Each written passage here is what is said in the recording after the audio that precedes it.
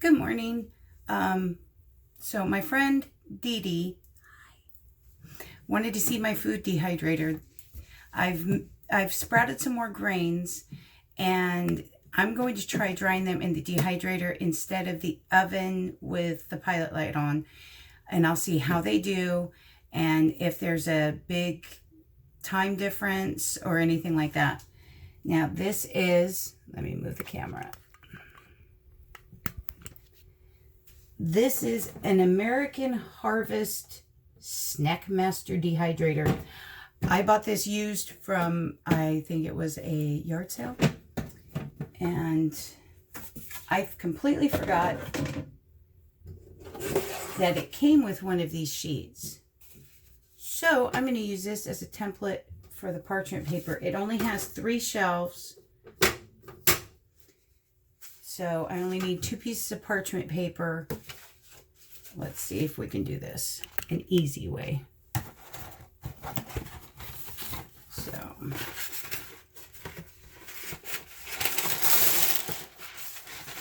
Kirkland parchment paper. This is the cheapest and best one yet. There was one that I tried before I found Kirkland. There's one, it was Reynolds, and it was parchment paper and aluminum foil on the other side. It was just freaking awful. Everything stuck. It was horrible. Anyway, so let's see. There's half. So that's one.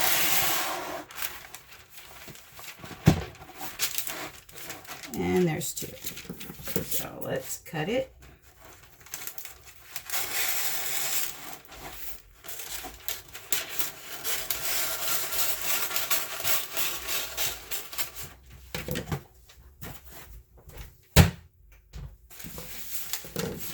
Fold it in half.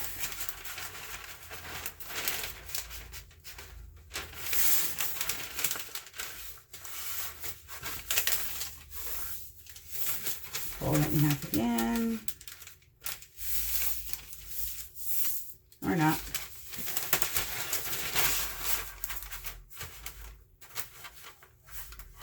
That's good enough. So let me find my pencil.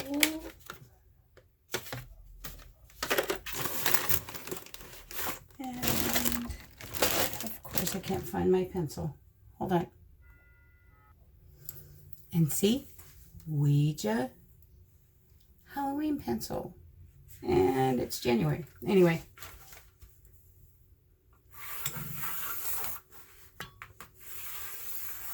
Trace around it in the hole.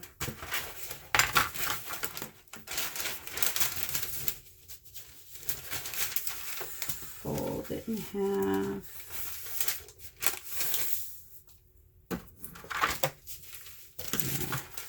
Forget it. And then do it in a half again.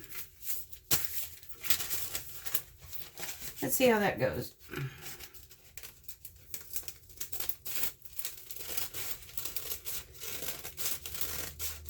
It doesn't really have to be perfect, and I don't want it to, hey, don't you slide. I don't want any of the grains to fall through. As long as it's close.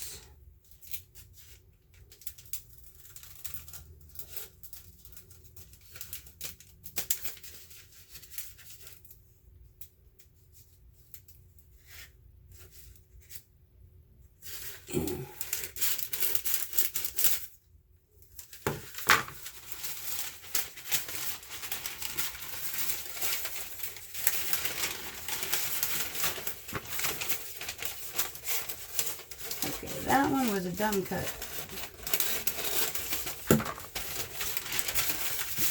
Let's see if I messed it up.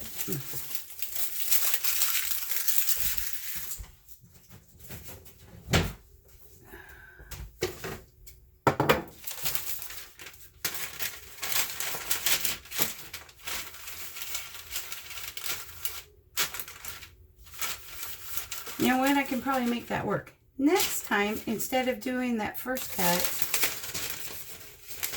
open them up and cut in between. Let's do that again. separate them.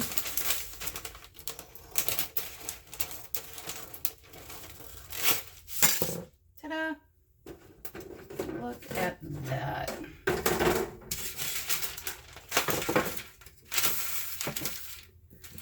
Close enough for horseshoes and hand grenades. Look at that. So as long as I'm careful and don't get too close to these edges right here. See, it's not quite complete. But yeah, as long as I'm careful and I don't get too close, none of the grains should fall through. Wham, bam. Thank you, ma'am. Okay, now I will go get a spoon and we will deal with the way too sprouted grains. This one, I think, yes, this is the red wheat. Look at how much that grew. Compare that to the white wheat. There's like nothing. And then the barley has just a whole new life of its own. So let me get a spoon. I'll be right back. Okay, so I'll open up the white wheat. These have been sitting. I rinsed them last night. So it's been a good 12 hours. They've had time to sprout some more. They've been draining the entire time, so they're relatively dry.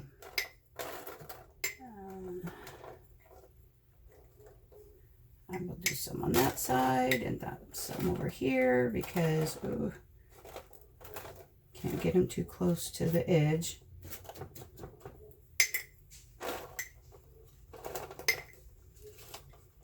And I just looked it up online. It looks like grains, you're supposed to dehydrate them at 130 degrees. And that says for cooked grains. So I'm figuring these count as cooked grains. I have no idea. And these jars are a lot fuller than the last time I sprouted because I thought, ooh, if 1 cup of grains did that much and didn't explode out the top of the jar, let's try 2 cups. I think 2 cups was a bit much since they are literally sprouting outside the jar. So next time I will try 1.5 cups. So that's it. Spread it around so it doesn't fall through the holes, and it just did. And then I will get the rest of these trays on here, and then I'll talk to you again. So yeah, don't let them get this sprouted. I can barely, I'm thinking I have to use a fork. Look at this. Oh, shit. Yeah, so don't let them sprout this much. Don't let them go this far or put as much. Remember, I put 2 cups of grains before soaking and sprouting. Don't do that. Look at this. This is my barley. Don't let it get this big. Oh my gosh. I have to use a knife in order to cut it up, to break it up enough to get it out of the jar. Oh my gosh, don't do this. This was only 2.5 days. Can't tell it's almost spring. All right, so everything is completely piled on here. I broke apart the clumps, see, like this. Jeez, I can't believe it went so fast. Anyway, so I broke them apart. Everything's all nice and neatly stacked in here. I have the temperature set to 130 degrees. And we'll let it go. And then in the middle of the winter, with the heater going most of the time, I had my other ones in the oven on a cookie sheet with just the pilot light, and it took 2.5 to 3 days for it to thoroughly dry. And that was with me going in the oven, stirring it like 3 or 4 times per day, sometimes more if I was bored. So I will get this going and let you know how it turns out. Okay, so I'm really happy with using the parchment paper in the dehydrator. This, I ended up running it for 9 hours because I completely forgot about it. But these are the grains, really dry. This would work better. It would work better if I had one of those, like an Excalibur that has just a shelf. It would make it a lot easier to get this out of here and into a container. These ones, I don't even know if this is worth trying to grind, but they're so big. I'm not sure if they'll grind in my flour mill. I might have to actually use my food processor to break it up, but I'll try it. But at 9 hours, these were really dry. I figure as long as you let your grains sprout like they're supposed to, 6 hours is about the right amount of time in order to dehydrate them properly.